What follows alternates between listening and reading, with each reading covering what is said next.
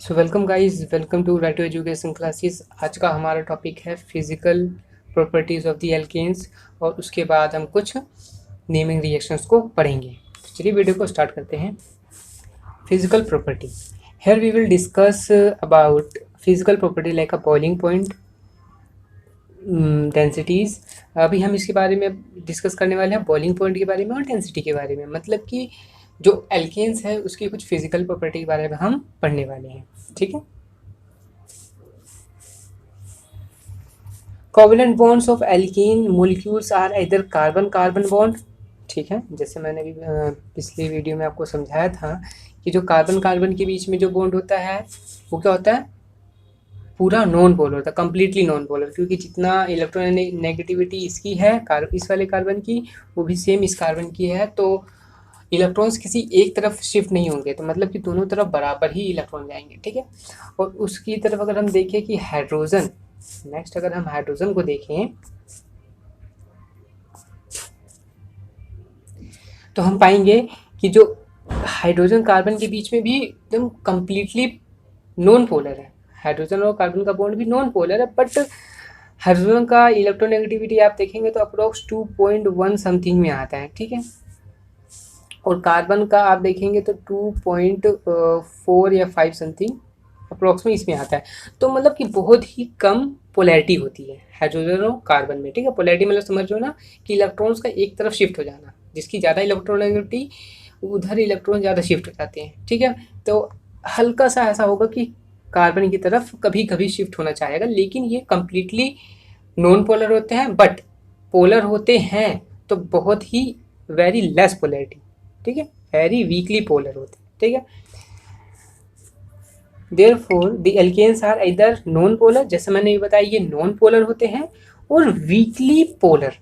अगर पोलर आप कह भी रहे हो कार्बन हाइड्रोजन के बॉन्ड को देख के, तो वो भी आप कहोगे बहुत वीक पोलर है। ठीक है। Their physical constant like a boiling point, density etcetera increase with increase the number of carbon. जैसे जैसे आप कार्बन के एटम को इंक्रीज करते जाते हो, ठीक है, तो इसका बॉइलिंग पॉइंट इंक्रीज हो जाता है। इसका बॉइलिंग पॉइंट इंक्रीज हो जाता है। मतलब कि अगर CH3 मतलब एक कंटेनर में CH4 मतलब मीथेन है, ठीक है, उसका बॉइलिंग पॉइंट आप काउंट करो। फिर एक कंटेनर है जिसमें C2H5 मतलब कि C2H6 सॉरी C2H6 इथेन है। ठीक है। इसका बॉइलिंग पॉइंट कंपेयर करो तो आप देखोगे कि इथेन का बॉइलिंग पॉइंट थोड़ा सा ज़्यादा होगा। अब इन्होंने बोला है, इसका भी रीज़न आप समझेंगे, ठीक है, कि क्यों बॉइलिंग पॉइंट इसका ज़्यादा होता है। ठीक।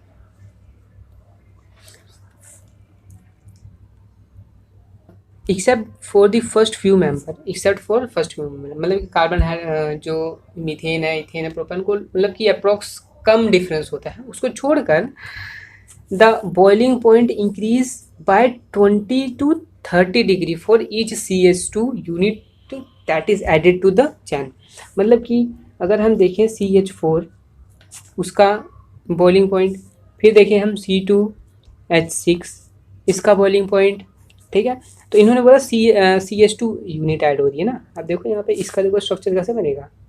CH4 जैसे मैंने कल बताया था, इसमें कैसे बनेगा, C इधर H। ठीक है।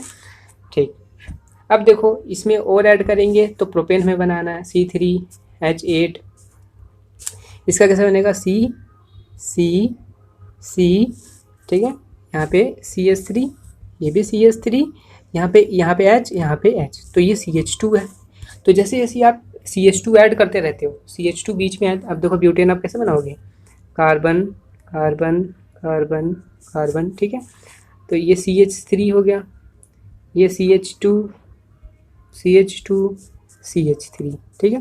देखो इसमें CH3 था, ये भी CH3 था, ये CH3 था। ठीक है। यहाँ पे CH3 तो हर CH2 ऐड करते करते तो आप methane, ethane, propane, butane, pentane, hexane ऐसे पूछते हो। जैसे ब्यूटेन का स्ट्रक्चर है तो उसमें CH2 एक और आ गया। तो इसी को उन्होंने बोल रहा है कि CH2 को ऐड करते रहोगे जैसे जैसे आप, तो वैसे वैसे इसका बॉइलिंग पॉइंट क्या होगा, इंक्रीज होते रहेगा। कैसे इंक्रीज होगा, 20 डिग्री या 30 डिग्री इंक्रीज हो जाएगा अगले वाले का। ठीक है।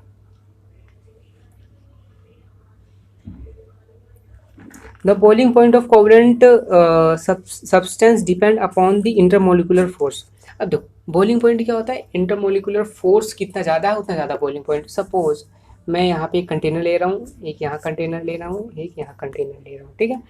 इसमें CH3 है, ठीक है, इसमें CH4 है, ठीक, ये CH4 है, मीथेन है, ठीक है। ढेर सारे CH4 के मोलिक्यूल्स रहेंगे।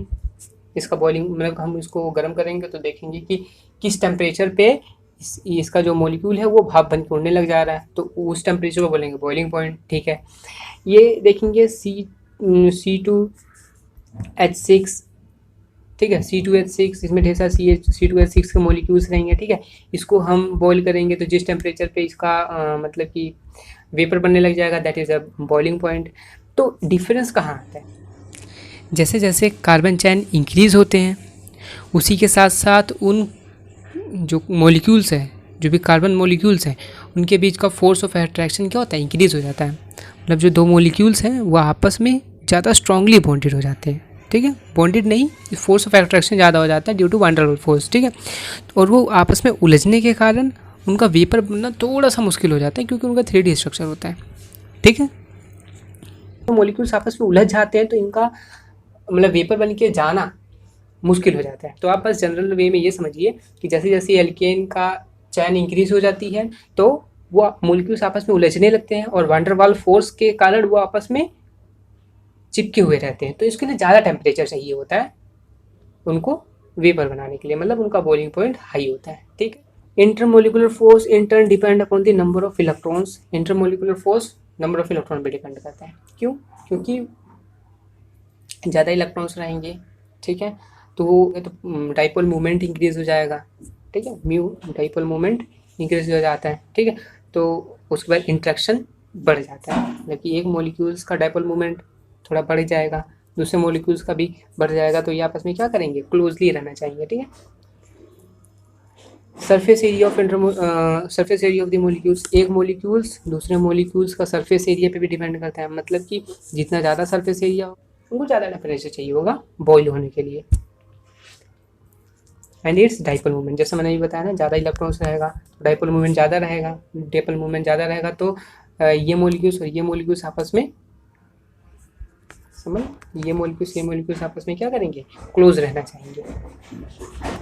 तो ये देखो आपको नोट क्या करना है कि इंटरमोलिकुलर फोर्स किस पे डिपेंड करता है, इलेक्ट्रॉन पे, नंबर ऑफ इलेक्ट्रॉन ज़्यादा रहेंगे तो डाइपोल मूवमेंट ज़्यादा रहेगा, सरफेस एरिया ऑफ मॉलिक्यूल्स, ठीक है, ज़्यादा सरफेस एरिया रहेगा, ठीक है, और डाइपोल मूवमेंट्स में, ठीक है।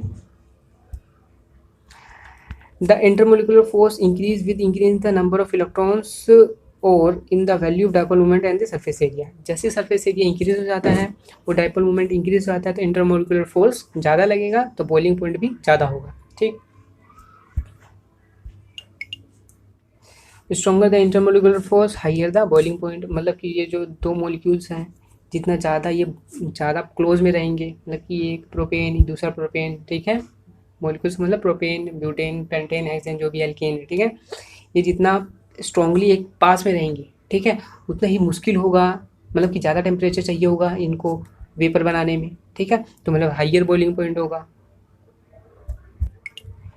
इन a particular series with increase in the number of carbon atom, जैसे हम कार्बन आइटम को इंक्रीज करते रहते हैं द सरफेस एरिया इंक्रीज, जैसे हम कार्बन आइटम इंक्रीज करते रहते हैं सरफेस एरिया इंक्रीज होता है। जैसे मीथेन, ठीक है, अब मैं हाइड्रोजन नहीं लगा रहा हूँ यहाँ पे, ठीक है, अब मैं लगा रहा हूँ, अभी ये है इथेन, ठीक है, फिर ये क्या है प्रोपेन, फिर ये क्या है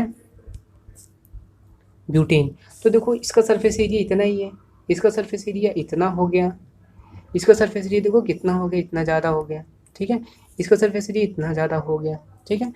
तो जो भी बॉइलिंग पॉइंट डिक्रीज हो रहा है सरफेस एरिया की वजह से, वो कैसे हो रहा है, देखो ये मीथेन और ये दूसरा मीथेन जब रहेगा तो आपस में ये वंडरवॉल फोर्स होता है जब दो सरफेस के बीच में फोर्स लग रहा होता है, ठीक है। अब ये इथेन है, इसका अगला इथेन वाला मॉलिक्यूल जो होगा, ठीक है, वो भी आपस में फोर्स लगाएंगे, और ये दूसरा प्रोपेन, मतलब कि ये कंटेनर में प्रोपेन होगा तो आपस में फोर्स लगाएंगे, ठीक है। तो इसको बॉन्ड छुड़ाना थोड़ा आसान होगा, इसका थोड़ा सा मुश्किल होगा, ठीक है, इसका और मुश्किल होगा। और इसका अगर ब्यूटेन कंटेनर है, ब्यूटेन हमने रखा है एक कंटेनर में, तो उसके जो इंटरमोलिकुलर फोर्स है उसको छुड़ाना बहुत मुश्किल होगा। तो सरफेस एरिया जैसे जैसे इंक्रीज करते रहता है वैसे ही बॉइलिंग पॉइंट भी इंक्रीज करते रहता है। ठीक है। Branching in chain reduce the surface area therefore decrease the boiling point. जैसे जैसे ब्रांचिंग को हम इंक्रीज करते रहते हैं सरफेस एरिया कम हो जाता है, इसीलिए बॉइलिंग पॉइंट भी डिक्रीज होते रहता है। ठीक है। जैसे ब्यूटेन है, ठीक है, जैसे यहाँ पे देखो आपको ब्यूटेन का एग्जांपल दे रखा है। ठीक है, ये ब्यूटेन है, ठीक, और ये है, ये भी, इसमें भी 4 कार्बन होते हैं, 4 कार्बन, इसमें है 2 मिथाइल प्रोपेन है। ठीक है, 2 मिथाइल प्रोपेन है। ठीक है, तो इसमें ब्रांचिंग हो गई तो सरफेस एरिया थोड़ा डिक्रीज हो गया, ये सरफेस एरिया ज़्यादा था इसका। तो इसके जैसे मॉलिक्यूल्स, मतलब ब्यूटेन जैसे मॉलिक्यूल्स अगर साथ में रहेंगे तो वो ज़्यादा सरफेस एरिया, ज़्यादा आपस में बॉन्ड, मतलब कि एक चिपके हुए रहेंगे, मतलब तो उसको टेम्परेचर देना ज़्यादा पड़ेगा उसको बॉईल करने के लिए। इसका सरफेस एरिया बहुत कम है, तो इसके जो 2 मिथाइल प्रोपेन के मॉलिक्यूल्स आपस में कम स्ट्रांगली फोर्स में रहेंगे, कम स्ट्रांगली आपस में इंटरेक्ट होंगे, तो इसीलिए थोड़ा ब्यूटेन के मुकाबले कम टेम्परेचर देना पड़ेगा इन्हें। ठीक है, तो बॉइलिंग पॉइंट 2 मिथाइल प्रोपेन का देखो यहाँ पे कितना है, 261 है, और देखो ब्यूटेन का कितना है, 273। इसका मतलब कि हम जैसे ही ब्रांचिंग कर देते हैं कंपेरेटिवली 4 कार्बन चारों कार्बन के हिसाब से, तो जो टेम्परेचर होता है वो डिक्रीज हो जाता है। ब्रांचिंग करने से टेम्परेचर डिक्रीज हो जाता है, मतलब कि सरफेस एरिया भी डिक्रीज हो जाता है।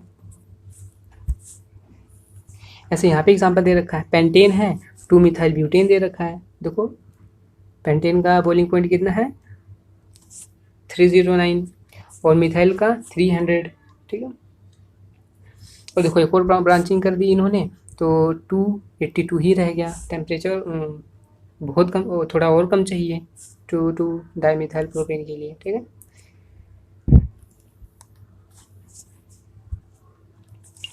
Unlike boiling point the melting point of alkane do not show regular increase.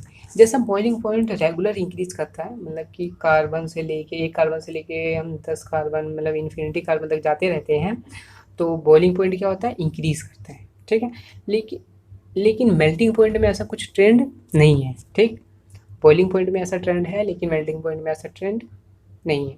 आप समझते हैं क्यों? The melting point of alkane do not show regular increase. Next है, it has been found that the molecule with odd number of carbon atom, जो molecules के odd number of carbon atom रहेंगे, मतलब कि इसमें 3 कार्बन रहेंगे, ठीक है, जिसमें 5 कार्बन रहेंगे, जिसमें 7 कार्बन रहेंगे, उनका जो बॉइलिंग पॉइंट है वो थोड़ा कम होता है as compare to even carbon, मतलब कि 4 कार्बन, 6 कार्बन, 8 कार्बन। ठीक है, तो ये जो मॉलिक्यूल्स होते हैं ना, उनका उनका मेल्टिंग पॉइंट थोड़ा ज़्यादा होता है as compare to odd carbon वाले का। ठीक है, क्यों होता है मैं समझाता हूँ। जैसे एक 3 कार्बन वाला मॉलिक्यूल्स ले रहे हैं हम, ठीक है, और एक 4 कार्बन वाला मॉलिक्यूल्स, मतलब कि ऑड वाला ले रहे हैं, ठीक है, और इवन वाला ले रहे हैं। ठीक है, अब इसमें हम समझेंगे कि जो मेल्टिंग पॉइंट है वो किसका ज़्यादा होना चाहिए। ठीक है, देखो मैंने आपको बताया था जो भी एल्केन्स का स्ट्रक्चर होता है वो क्या होता है, 3D स्ट्रक्चर होता है। ठीक है, जिगजैग में। तो ये देखो, ये ठीक, 1 कार्बन, 2 कार्बन, 3 कार्बन। ठीक, अब 4 कार्बन के लिए देखते हैं, 4 कार्बन के लिए देखते हैं हम, इसमें क्या कैसे बनेगा, 1 कार्बन, 2 कार्बन, 3 कार्बन, 4 कार्बन। ठीक है, अब आप देखो, अगर ऑड मॉलिक्यूल्स एक कंटेनर में रखे जाएं, ठीक है, एक कंटेनर में, इसके लिए मैं लेता हूँ, एक कंटेनर मैंने ले लिया, ठीक है, इसको मैं इसको लेता हूँ, ठीक है, तो हो सकता है ये ऐसे हो सकता है ये ऐसे हो सकता है ये ऐसे हो सकता है ये ऐसे हो सकता है ये ऐसे हो। ठीक है, कैसे भी ऐसे रहेगा। ठीक है, और अब ब्यूटेन को लेता हूँ, ठीक है, ब्यूटेन को मैं लेता हूँ, कंटेनर ब्यूटेन को मैंने ले लिया, ठीक है, तो इसके मॉलिक्यूल्स कैसे रहेंगे, ऐसे रहेंगे, या तो इसको आप पलट दोगे, इसको रोटेट करो, देखो इसको रोटेट करोगे फिर भी आप ऐसे ही पाओगे, लेकिन इसको रोटेट करोगे तो आप ऐसे पाओगे। इवन नंबर वाले को आप रोटेट करते हो फिर भी एन पाओगे, और ओड को अगर कर देते हो तो वो उसका कॉन्फ़िगरेशन चेंज हो जाता है। तो मतलब कि जैसे ये 3 वाले में जैसे कॉन्फ़िगरेशन उसका चेंज हो गया, उसका शेप चेंज हो गया, तो उसके बीच में थोड़ा गैप रह जाता है। जैसे ये गैप रह गया, ठीक है, ये गैप रह गया, समझ लो ये ऐसे मॉलिक्यूल है, ये ऐसे मॉलिक्यूल्स आ गए, तो उसके बीच में ये गैप रह गया। इसकी वजह से इंटरेक्शन थोड़ा कम हो जाता है। इनके मॉलिक्यूल्स का इंटरेक्शन मतलब कि जो फोर्स है वो थोड़ा कम होता है। और इनमें क्या होता है, कैसा भी शेप रहे लेकिन एन ही जैसा रहेगा, तो ये आपस में फिट हो जाते हैं, ये आपस में फिट हो जाते हैं। तो ये स्ट्रांगली बॉन्डेड, मतलब कि ये ज़्यादा फोर्स से अट्रैक्ट रहते हैं आपस में। तो जो इवन नंबर वाला होता है, ठीक है, उसका मेल्टिंग पॉइंट ज़्यादा होता है एज़ कम्पेयर टू ऑड वाले का, ठीक है। इस ट्रेंड से आप इसको समझ सकते हो कि क्यों ऑड वाले का कम होता है मेल्टिंग पॉइंट और इवन वाले कार्बन का ज़्यादा मेल्टिंग पॉइंट होता है। ऐसे ही आप फाइव कार्बन का भी कर सकते हैं, पर मैं 5 कार्बन का समझा दे रहा हूँ आपको। समझ लो 5 कार्बन का मैं ले रहा हूँ, ठीक है। तो इसका शेप कैसा होगा, 1 2 3 4 5, ठीक है। तो इसके मॉलिक्यूल्स देखो कैसे कैसे अरेंज हो सकते हैं। देखो एक पॉसिबिलिटी है वो तो ऐसे हो जाए, उसकी दूसरा वाला भी ऐसे हो जाए। एक पॉसिबिलिटी है ये ऐसे रहे और दूसरा वाला ऐसे हो जाए, ठीक है। तो देखो इसके बीच में गैप बन गया, फोर्स ऑफ अट्रैक्शन थोड़ा कम हो गया। पॉसिबिलिटी के हिसाब से कर रहा हूँ। इसकी पॉसिबिलिटी क्या है, कैसे भी इसको रोटेट कर दो, ये आपस में जो इवन वाला है आपस में ये ज़्यादा सैचुरेटेड रह सकते हैं, मतलब कि ज़्यादा आपस में फोर्स में रह सकते हैं, ज़्यादा सटे हुए रह सकते हैं। जो ऑड वाले हैं वो थोड़ा गैप रहता है इनके बीच में, ठीक है। तो इसीलिए इनका थोड़ा कम मेल्टिंग पॉइंट होता है और जो इवन वाले हैं उनका थोड़ा ज़्यादा होता है, ठीक है। तो ये वे है, हम ये किस हिसाब से हम समझ सकते हैं कि कैसे मेल्टिंग पॉइंट डिफर कर रहा है। अब possible explanation of this given है, जैसे मैं भी समझा रहा हूँ वही इसमें समझाया गया है। The carbon atom is alkane are sp3 hybridized state with angle bond angle 109.28 minute, ठीक है। The terminal carbon in a carbon chain of odd number, जैसे मैंने बताया था ना 1 2 3 4 5, ठीक है, lie on the same side, इसी साइड रहते हैं, सेम साइड में, ठीक है। Whereas those carbon chain with even number of carbon, मतलब कि इवन नंबर मैं बता रहा हूँ, ठीक है। ये चार का बना रहा हूँ, मतलब ब्यूटेन का है, ये ब्यूटेन का है और ये पेंटेन का है, जो कि ऑड है और ये इवन, ठीक है। Number of carbon atom lie on the opposite side, इसका देखो जो लास्ट कार्बन है दोनों अपोजिट साइड में है, ऑड वाले का कार्बन सेम साइड में है। अब देखो जैसे मैंने भी आपको अभी डायग्राम के साथ एक्सप्लेन किया था, अब वहाँ पे देखो इन्होंने वही सेम चीज़ लिखी है। This mean that the packing efficiency and the interaction between molecules in the solid state is less in alkane containing odd number of carbon atom. जो ऑड नंबर है कार्बन एटम के, उनमें इंटरेक्शन कम है as compare to those even number of carbon atom, जो कि even number carbon atom है। इनके बीच के जो मॉलिक्यूल्स रहते हैं उनका इंटरेक्शन बहुत कम है, क्योंकि ये किसी भी ओरिएंटेशन में आपस में फोर्स लगा सकते हैं, ठीक है, लेकिन इनका सेम ही ओरिएंटेशन है, ठीक है। ये किसको आप कैसे भी रोटेट कर लो, ये सेम ही। तो ये ज़्यादा फोर्स के साथ आपस में इंटरेक्शन में है, ये कम फोर्स है, क्योंकि इनके बीच में गैप है। ऑड वालों के बीच में गैप है, इवन वालों के बीच में गैप नहीं है। The maximum density of alkene is 0.8। जो एल्केन की मैक्सिमम डेंसिटी होती है कितनी होती है, 0.8 होती है। Thus the all alkanes are lighter than water, इसीलिए जो वाटर की जो एल्केन्स होता है वो हल्के होते हैं वाटर से। एल्केन की लाइटर डेंसिटी होती है, इसीलिए वो पानी में तैर सकते हैं। आप एल्केन्स को ऑयल ही ले लो, आप जो घर का जो ऑयल होता है, आप उसको अगर पानी पे गिराओगे तो वो तैरेगा, ठीक है, क्योंकि उनकी डेंसिटी कम है। मैक्सिमम डेंसिटी कितनी है, 0.8 है। और वाटर की डेंसिटी देखो ज़्यादा है, जो कम डेंसिटी वाले होते हैं वो तैरते हैं वाटर पे। Alkanes are soluble in non polar, जो एल्केन्स हैं वो क्या है, पोलर की नॉन पोलर, नॉन पोलर है, क्योंकि कार्बन कार्बन का सेम इलेक्ट्रोनेगेटिविटी है, इसीलिए नॉन पोलर है। तो ये नॉन पोलर वाली चीज़ नॉन पोलर में ही अपने आप को सोल्यूबल करती है, ठीक है। मतलब कि CCl4 में अगर आप इसको सोल्यूबल करेंगे तभी हो पाएगा, ठीक है। 3 कार्बन 4 कार्बन कोई भी एल्केन होगा वो नॉन पोलर में ही सोल्यूबल पाएगा, ठीक है। और जहाँ की वाटर क्या होता है, H O H, H positive होता है, ओ एच नेगेटिव होता है, तो उसकी पोलैरिटी होती है, मतलब ये बहुत पोलर होता है। तो इसमें क्या होगा, चार्ज होंगे, मतलब इसमें NaCl, नमक इसमें जल्दी घुल जाएगा। देखो आप नमक को पानी में डालो, देखो जल्दी घुल जाएगा। क्यों? क्योंकि NaCl क्या होता है, पोलर, बहुत ज़्यादा पोलर है, क्योंकि क्लोरीन नेगेटिव है, सोडियम पॉजिटिव है, तो आपस में क्या है, ये पोलर है। ठीक है, तो पोलर चीज़ पोलर में घुल पाती है और नॉन पोलर चीज़ नॉन पोलर में घुल पाती है। ठीक, some important physical property of the alkanes are given in the table. Table 15.2 को भी देखते हैं। अब बॉइलिंग पॉइंट देखते हैं हम। ठीक है, 15.2 का, जैसे ही methane, ethane, propane, butane, hexane, heptane, octane, decane तक गए नीचे हम। ठीक है, जैसे डेकेन तक नीचे जाते हैं, देखो जो कार्बन आइटम है इंक्रीज हो रहे हैं, इसीलिए बॉइलिंग पॉइंट भी इंक्रीज हो रहा है। अब देखो ये आइसोब्यूटेन है, तो ये वाला ब्यूटेन से ये आइसोब्यूटेन को कंपेयर करो, ये क्या है, ब्रांच है, ब्रांच है तो मतलब कि बॉइलिंग पॉइंट कम होनी चाहिए। देखो बॉइलिंग पॉइंट कम भी है इसकी, इससे कंपेयर करना। ठीक है, देखो इस ब्यूटेन की और आइसोब्यूटेन की, देखो बॉइलिंग पॉइंट देखो आइसोब्यूटेन की कम है क्योंकि ब्रांचिंग हुई है। और आइसोपेंटेन, अब पेंटेन का है, ये देखो ये पेंटेन। ठीक है, इसकी बॉइलिंग पॉइंट देखो 336, और इस पे आइसोपेंटेन की देखो 300। ठीक है, और वैसे ही नियोपेंटेन का भी आपका और कम होगा। अब देखो आइसोपेंटेन और नियोपेंटेन में, आइसोपेंटेन में एक ब्रांचिंग, नियोपेंटेन में 2 ब्रांचिंग, तो इससे भी ये कम है।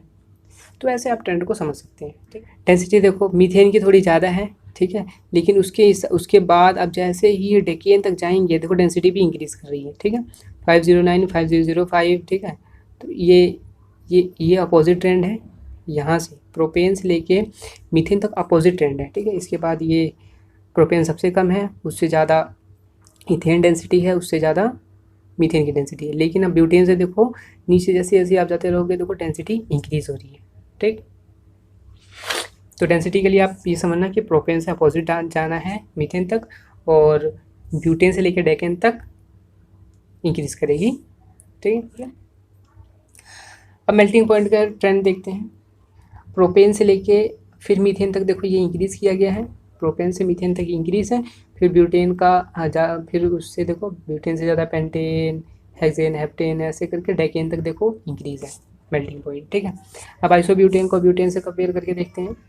ब्यूटेन का 134, ठीक है, आइसोब्यूटेन का 133, देखो इसके मुकाबले इसका कम है, ब्रांचिंग हो गई तो मेल्टिंग पॉइंट भी कम हो गए। तो ऐसे आप इसको कंपेयर कर सकते हैं। ठीक, अब कुछ क्वेश्चंस यहाँ पे दे रखे हैं, अब कुछ क्वेश्चंस है देखते हैं। Alkanes molecule are very less polar और non polar because there is a very little electronegativity difference. यहाँ पे क्या आएगा, इलेक्ट्रोनेगेटिविटी, यहाँ पे क्या आएगा, इलेक्ट्रोनेगेटिविटी। ठीक है, boiling point of alkene dash with increase in the length of carbon है। कार्बन जैसे बॉइलिंग पॉइंट क्या होता है, इंक्रीज होता है कि डिक्रीज करता है, जैसे कार्बन हम चैन इंक्रीज करते हैं तो इंक्रीज करता है। ठीक है, लेंथ इंक्रीज करने पे इंक्रीज होता है। ठीक है, तो यहाँ पे आएगा इंक्रीज।